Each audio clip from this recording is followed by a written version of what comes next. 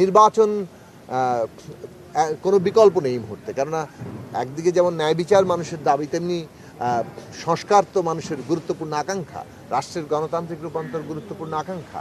সেই রূপান্তরটা, সংস্কারটা সম্পন্ন করতে গেলে তো নির্বাচন লাগবে।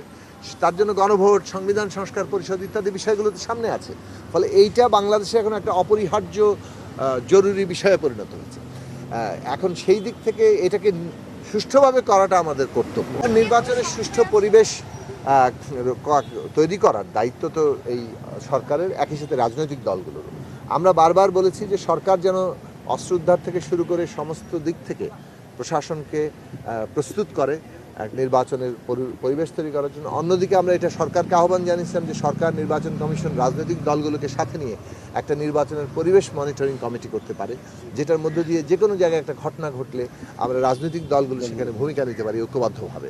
ফলে এইটা এখন জরুরি। প্রত্যেক দলকেই মনে রাখা দরকার যে আমরা একটা জাতীয় পুনর্গঠন কালে আছি, একটা গণতান্ত্রিক উত্তরণ কালে আছি। এই কালে আমরা যদি আসলে আমাদের এটাকে সুষ্ঠুভাবে এগিয়ে নিয়ে যেতে না পারি, আমরা সবাই ক্ষতিগ্রস্ত হব।